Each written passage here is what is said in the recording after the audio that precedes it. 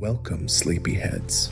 Tonight, we'll journey to the vibrant streets of Shanghai, where an ancient dragon and a young man named Din will take us on a magical adventure filled with wishes, friendships, and heartfelt discoveries. Settle in, get comfortable, and let your mind relax as we slowly unfold the enchanting story of Wish Dragon. Our story begins in the lively, colorful city of Shanghai. The streets are buzzing with life, people walking by, the hum of cars, the sound of vendors calling out to sell their delicious street food. In this vibrant city lives a young man named Din. Din doesn't have much in terms of wealth.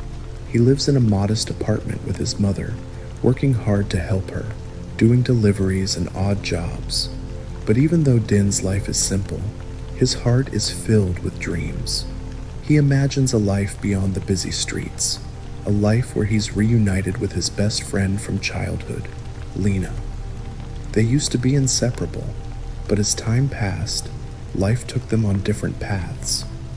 Lena, now living a life of luxury, doesn't live in the same neighborhood anymore.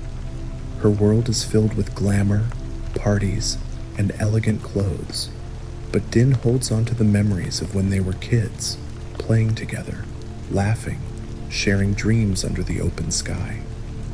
Those were simpler times, and Din wonders if Lena even remembers those days.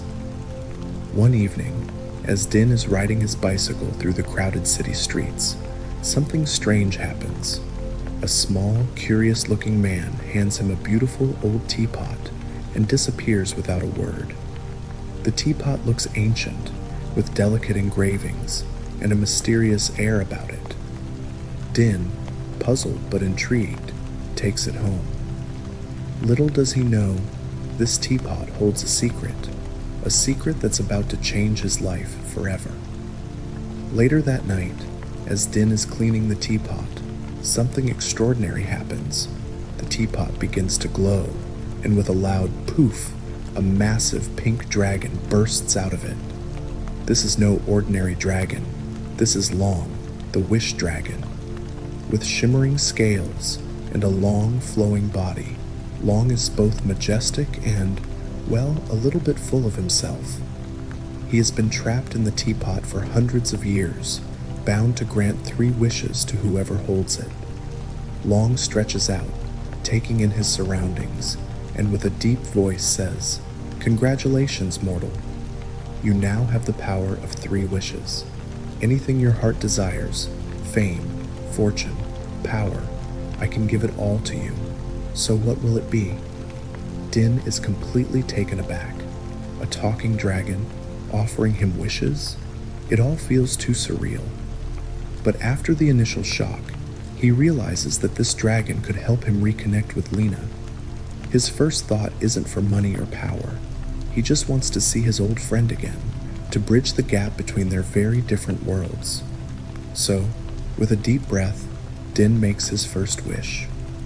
"I wish to reconnect with Lena." The dragon, somewhat unimpressed by the simplicity of Din's wish, rolls his eyes but obliges. Very well, a reunion it is. Though I have to say, mortals usually go for something more spectacular, Long remarks, with a swirl of his tail, sending Din off on his adventure. The next morning, Din finds himself in a much more luxurious part of the city, where Lena is attending a glamorous event. Long, the dragon, helps him fit into this world, dressing him in fancy clothes and making him look the part. But as Din gets closer to Lena, he realizes something. Lena's life isn't as perfect as it seems. She may be surrounded by wealth and luxury, but deep down, she misses the simple joys of her childhood. Her smile, though bright on the outside, doesn't reach her heart. As Din and Lena meet, there's a spark of recognition. But their lives have changed so much that it feels awkward at first. They laugh nervously, sharing polite conversation, but Din feels a distance he hadn't expected. This wasn't how he imagined their reunion. The girl he used to play with is now a young woman living in a world he barely understands, but there's still a connection between them. buried under layers of time and change. And as they begin to talk more, Din realizes that the bond they once shared is still there. It just needs to be uncovered again. But their reunion doesn't go unnoticed. A group of shady men, led by a ruthless businessman, have been tracking the teapot and its magical powers. They want the wishes for themselves, and they'll stop at nothing to get it. As Din and Lena try to reconnect, danger begins to close in around them. Back at Din's apartment, Long lounges lazily, unimpressed with Din's wish. "You know," Long says, his voice dripping with sarcasm, "I've granted wishes to emperors, kings, and the wealthiest of mortals. And here you are, wasting your wishes on some reunion. You could have asked for anything, unimaginable wealth, power beyond your dreams." Din, thoughtful, replies, "What's the point of all that if you don't have people to share it with? I don't need riches or fame. I just wanted to see Lena again." Long scoffs, but remains silent for a moment. Though he doesn't admit it, Din's words resonate with him. Long, after all, was once a human too, a powerful emperor who sought wealth and glory, only to find that it didn't bring him happiness.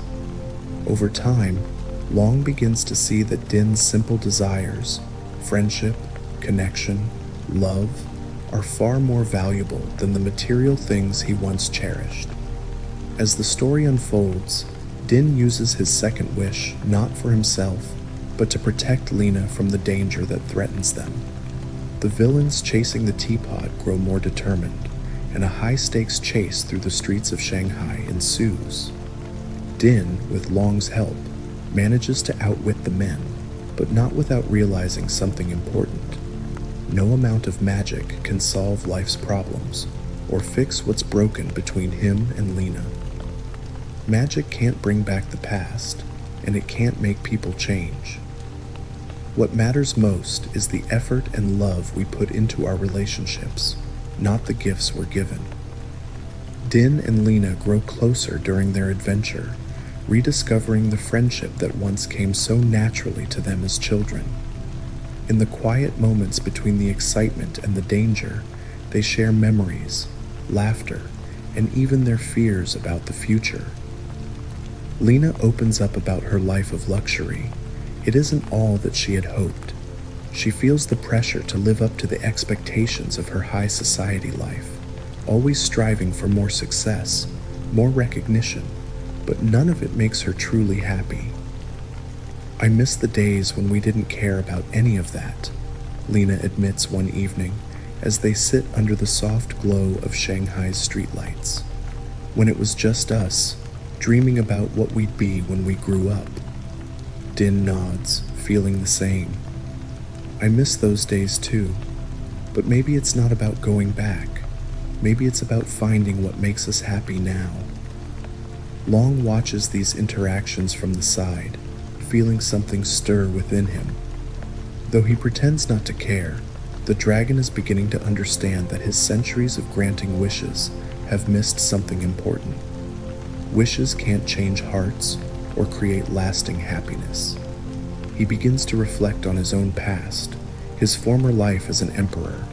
He had everything: power, wealth, the ability to shape the world as he saw fit. But it never brought him peace. Din, who has grown wiser with each passing day, now faces a choice. He has one last wish. What will he use it for? To finally have the wealth and success that could bridge the gap between his world and Lena's? Or to seek something deeper, something more meaningful? As the final confrontation with the villains approaches, Din's resolve is tested. The bad guys, desperate to claim the teapot and the wishes for themselves, capture Lena. Din is left with a difficult decision. Does he use his last wish to save her, or is there another way? In a tense and climactic moment, Din makes his choice.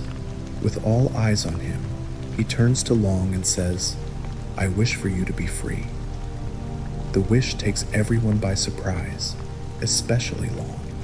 The great wish dragon, who has been bound to the teapot for centuries, granting the wishes of countless people, is suddenly released from his magical prison.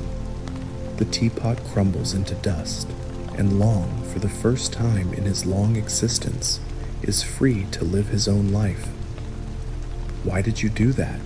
Long asks, his voice filled with wonder. Din smiles. "You've been helping people for so long, but you've never had a chance to live your own life. I wanted to give you that." Long, deeply moved by Din's selflessness, finally understands the true meaning of happiness. It isn't wealth, power, or even magic. It's the connections we make with others, the kindness we show, and the love we give. The villains, left without the power of the teapot, are easily outwitted by Din and Long. Lena is saved, and the day is won, but more importantly, Din has made a friend for life in Long.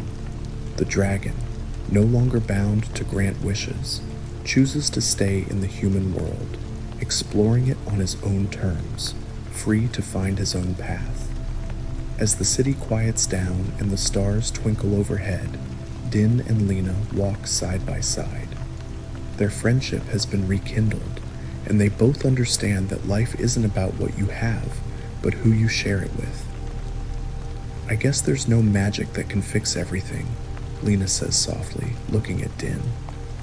"No," Din replies, "but we don't need magic. We've got each other." And so, as the night deepens, and the city of Shanghai continues to buzz with life, Din, Lena, and Long move forward, changed by their adventure, but more aware than ever of what truly matters.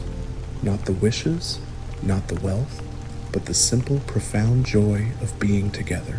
With that, dear sleepyheads, let yourself drift into a restful sleep, knowing that life's greatest treasures are the people we hold close. As you close your eyes, remember that magic isn't always needed to make your dreams come true. Good night and sweet dreams.